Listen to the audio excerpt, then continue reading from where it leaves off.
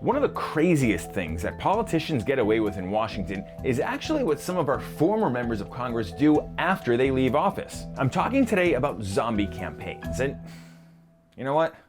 I've exposed this exploitation for years and it seldom resonates. Maybe it's time for a different approach. At a time when citizens' voices aren't being heard, zombies are spreading across the capital city.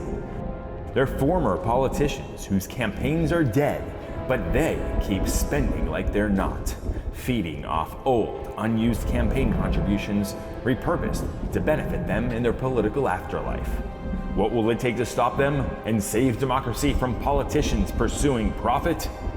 A zombie slayer willing to fight the undead, even when they come from the slayer's own political party.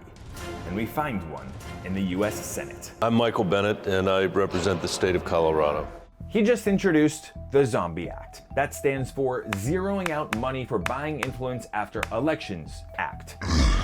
Sure, it's a stretch, but the bill would put an end to members of Congress leaving the Capitol with campaign war chests and using their voters' donations as personal slush funds to advance their next careers. When people make campaign contributions, they don't make those campaign contributions believing that somebody in my job is going to retire and then use that money to lobby on behalf of foreign governments or other agents. It's pretty universally agreed upon that we don't want members of Congress personally profiting from donors who want something in return.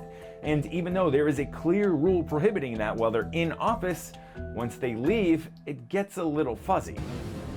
Even the mighty Federal Election Commission agrees, sending warnings to dozens of zombie campaigns in recent years. But the agency is handcuffed by poorly written rules and political infighting on its commission, which puts the future of zombie slaying and integrity in Congress on the shoulders of, well, Congress. The House and Senate will have to agree to police themselves better. So far, not so good. Like any bill that we have here that constrains the freedom of people to do what they want to do, it's challenging. But I think there is a huge desire in this country, a pent-up desire, to reform our democracy. Bennett teamed up with fellow Democrat Elizabeth Warren to introduce the bill, which is very similar to a House bill that got bipartisan support last Congress. And that makes sense, because the zombie abuses are coming from both sides of the aisle, like the former congresswoman who spent her old donors' dollars on trips to Disney World and other high-end resorts, or the former congressman who pays his wife $1,000 a month to fill out some simple paperwork for him, or the lawmaker turned lobbyist using his old campaign funds to help advance the interests of his new lobbying clients. These bipartisan abuses need a bipartisan fix. Can naming a bill after a horror film villain get things moving in Washington? That could work. I ask unanimous consent to ban zombies in the United States Senate. Previous zombie bills have died before they could get a hearing, but Bennett's hoping this one will be undead.